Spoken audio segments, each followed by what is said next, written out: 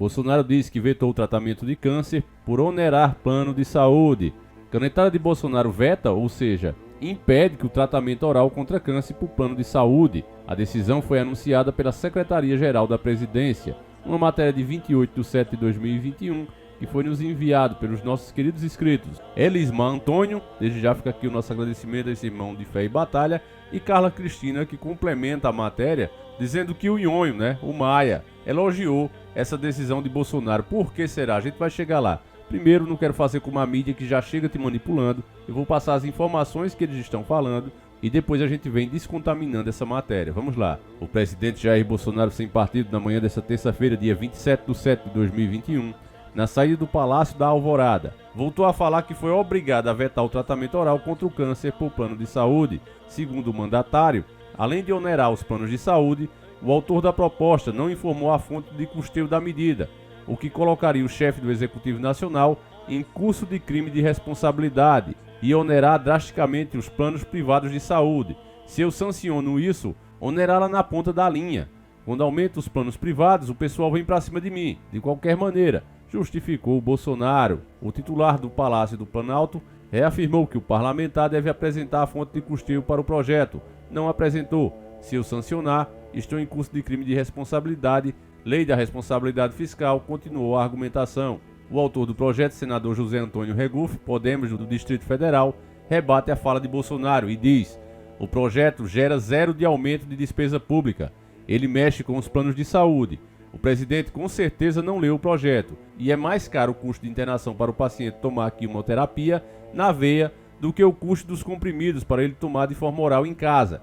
Isso sem falar dos gastos extras como possíveis infecções ainda decorrentes de uma internação. Então não procede essa questão também.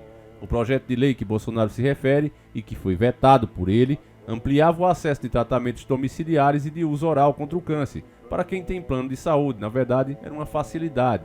O objetivo era reduzir as exigências para quem tem câncer, para que os planos de saúde fossem obrigados a custear os tratamentos orais. Na terça-feira, dia 27 de setembro, Bolsonaro já havia justificado a decisão. Regufe também anunciou que recorrerá do veto presidencial. A gente está mobilizando as pessoas para derrubar o veto. Oncologistas e associações estão mobilizados e já estou ligando para os líderes parlamentares para pedir apoio. É um projeto que vai beneficiar milhares de pacientes com câncer, declarou o senador ao Metrópolis. O objetivo do projeto era reduzir as exigências para quem tem câncer, para que os planos de saúde fossem obrigados a custear os tratamentos orais. A Câmara havia aprovado o texto em 1º de julho deste ano. Os senadores deram aval à proposta em 3 de junho de 2020. Caberia a Bolsonaro sancionar ou vetar, parcial ou integralmente. O texto, como o presidente optou pelo veto, o Congresso Nacional pode votar pela derrubada ou manutenção da decisão. Atualmente, o plano de saúde só paga tratamento domiciliar se o procedimento for aprovado pela Agência Nacional de Vigilância Sanitária Anvisa e pela Agência Nacional de Saúde Suplementar, a ANS. E aqui encerra a matéria.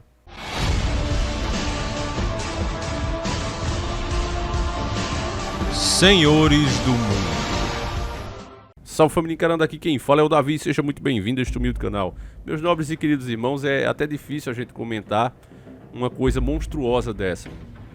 É dito por uma boca só, qualquer pessoa que tem essa doença terrível como o câncer, se você perguntar a ela, olha, você desejaria isso para a pessoa que você mais odeia no mundo, ela vai dizer que não. Que isso não se deseja nem para o pior inimigo. A sensação é como se você estivesse sendo comido por ratos, vivo.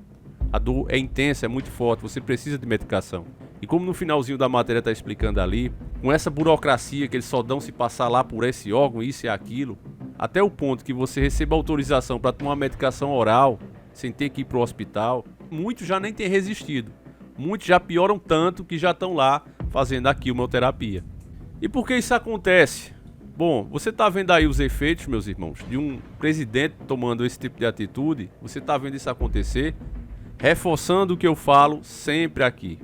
Isso é um tapa na cara de quem ainda fala de neoliberalismo. Olha, as empresas são honestas, as empresas oferecem bons serviços, tá aí. A empresa só pensa em lucrar.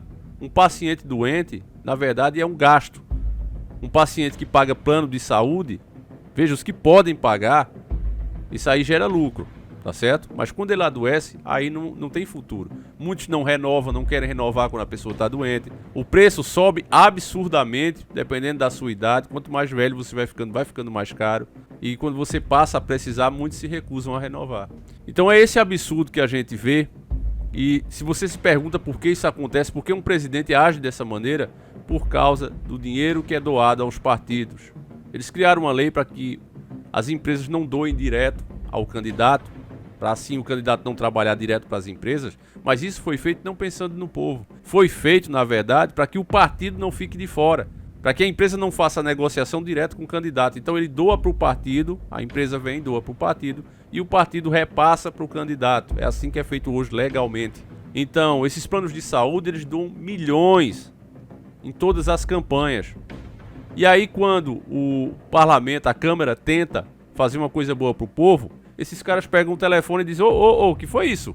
Ei, o que tá acontecendo? E o dinheiro que eu dou pra vocês? Bora, eu quero que vete isso, fala com o presidente aí, bota ele na linha. E o presidente vai todo manso, como um cachorro, com o rabo entre as pernas. É isso que acontece hoje, é aí que o neoliberalismo leva. O senhor Jânio Quadros renunciou. Eu não pretendo renunciar. De jeito nenhum. A não ser que eu não cumpra aquilo que prometi, aí é diferente. Aí é uma questão de foro íntimo, mas ele não. Nunca... As forças terríveis não vão tirar o seu... As forças não são tão ocultas, elas são claras. As forças são o capital internacional, alienígena, e aqueles vilões, aqueles inimigos da pátria, que deles são aqui dentro representantes. Essas são as forças ocultas. Não há dúvida quanto a isso, não estão tão ocultas. Estão em todos os lugares. A gente vê uma empresa nacional por trás, há apenas um testa de ferro ali, por trás há um capital alienígena. Mas bem claro. Então, essa segunda etapa, eu não vou renunciar. Empresa assumindo as funções principais de um país leva a isso. Quando eu falo em empresas, muita gente diz: então você quer que seja uma Cuba? Não, irmão.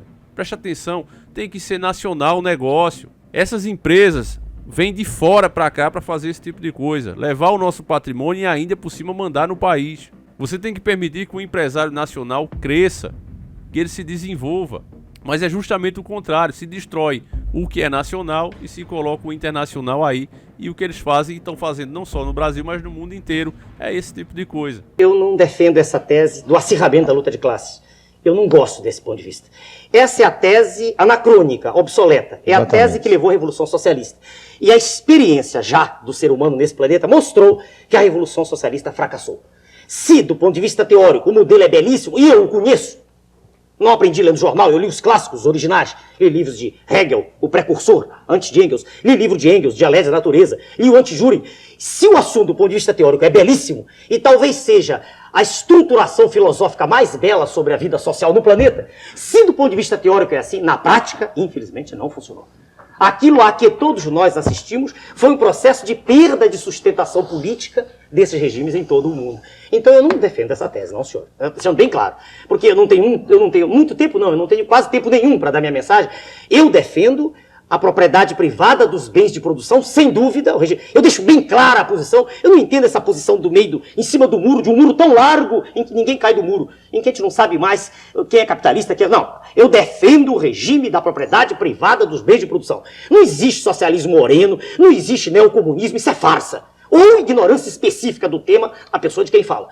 Eu conheço o assunto. Eu digo, senhor, eu defendo o regime capitalista. Só que eu não aceito dizer-se que no país existe mercado livre. Isso não existe, isso é mentira. O que existe aqui é um regime de oligopólio em que suas excelências, os grandes empresários, ditam os preços do produto. Então, eu digo ao senhor, o senhor diz assim, mas o senhor vai aceitar que o Estado interfira? Sim, eu aceito. Eu não vejo como, nesse oceano, né, de incompreensão em que nós vivemos, eu não vejo como, se nós não tivermos um pulso firme no governo, se possa chegar a algum acordo. Eu não entendo. Eu vejo um oceano, eu vejo o barco à deriva a cada instante. É assim que eu vejo.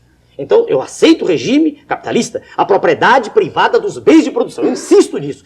Não estou defendendo o regime socialista, de forma nenhuma. Nem gosto do acirramento, da luta entre os indivíduos, de se mostrar a miséria de um lado e a opulência do... Não, não é assim. A meu ver, isso não leva a nada. Isso leva a uma revolução sanguinolenta só, é mais nada. Eu não penso. Eu não aceito esse clima de desordem, não, senhor. Veja bem, você que já teve uma gripe, você que já teve febre, qualquer problema em casa, tem filho, enfim.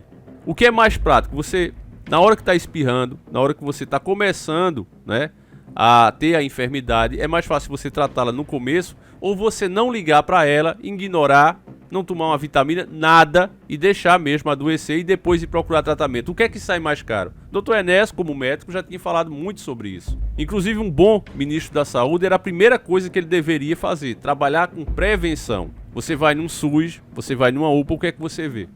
Você vê pessoas que já estão indo há 3, 4 meses para conseguir uma consulta. Durante esses 3 ou 4 meses que a pessoa ficou ali sem tomar remédio nenhum, sem ouvir o especialista, o que é que acontece? Ela piora muito o quadro dela. Uma pessoa que sente um problema hoje, que ela começa a sentir os primeiros sintomas, depois de 3 ou 4 meses, é outra pessoa. E aí, quando ela finalmente é atendida, o que é que acontece? O governo gasta muito mais. É um sistema burro. É um sistema, se você parar para pensar pela lógica, irracional. Só que não é irracional. Não para quem está desperto. Se você entender que existe uma elite que domina tudo e faz isso propositalmente, manda nos nossos governantes para que eles trabalhem exatamente assim.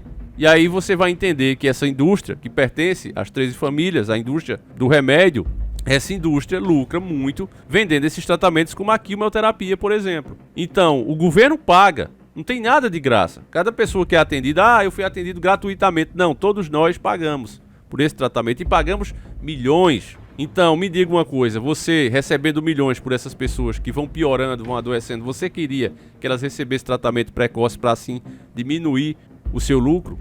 Não, não é? Lógico que não.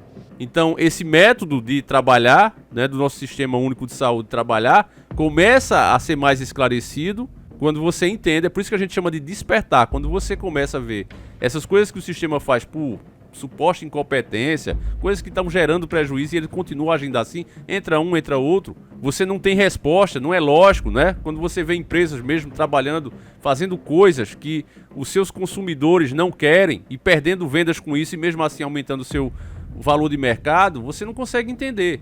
Não se você tiver ainda não desperto. Se você ainda acredita nas mentiras que, por exemplo, os neoliberalistas falam. Não, as empresas só querem ganhar dinheiro, elas estão aí competindo, não tem nada a ver, isso é marketing.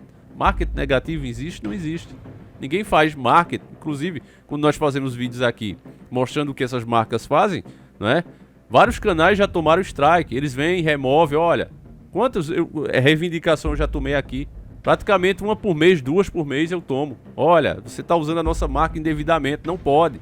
Quer dizer, não bate. Os caras dizem que existe o marketing é marketing, não existe marketing negativo, mas existe sim. Fale o que essas empresas fazem, tente mostrar elas para você ver o que é que acontece. Você leva logo um processo. E como eu disse, as Coca-Colas mesmo, que eles fizeram lá com aquele Pablo Vittar, os donos de mercado gravaram o vídeo tendo que raspar para vender a Coca-Cola. Quer dizer, nada positivo. Choveu de críticas no site dos caras. E por que é que mesmo assim eles fazem? Porque existe um interesse maior do que simplesmente ganhar dinheiro. Os grandes grupos financeiros que são donos das empresas, donos desses planos de saúde, os grandes grupos que pertencem a 13 famílias, esses aí já são donos do dinheiro.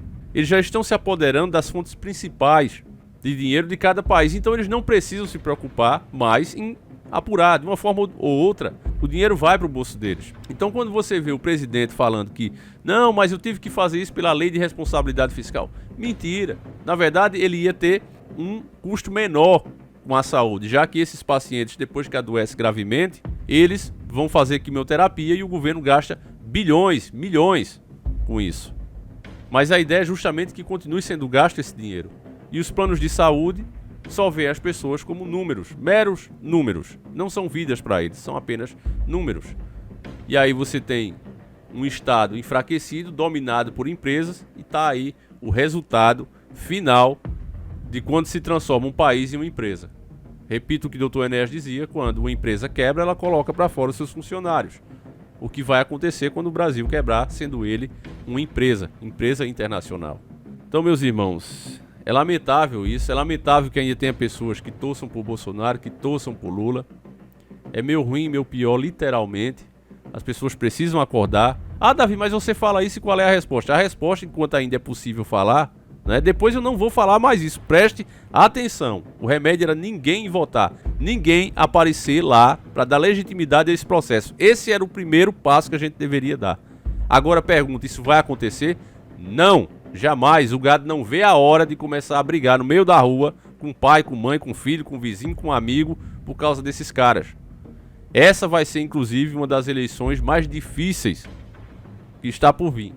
porque os lados estão bem polarizados, estão doidos para se pegar.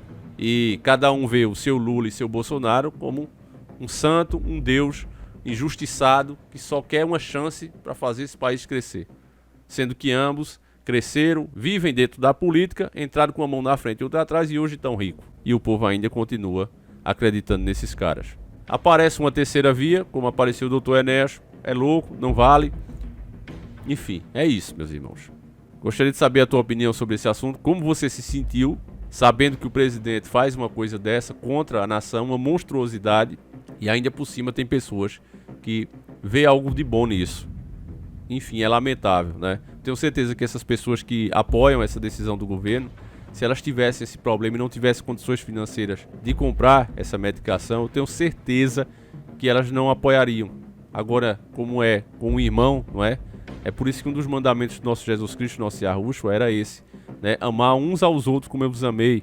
Amar o próximo como a ti mesmo, não é? Porque se você se coloca no lugar do seu irmão, se você sabe que ele está com um problema desse e ele não pode ter acesso ao medicamento, mesmo ele pagando planos por toda a sua vida, tem gente que paga 30 anos, e quando chega na hora de precisar, os caras ainda ficam embaçando, criando burocracia para não dar essa medicação, para deixar o cara piorar, para ele ter que procurar uma quimio, É terrível, família, é terrível. Na minha opinião, remédio era para ser vendido a preço de custo.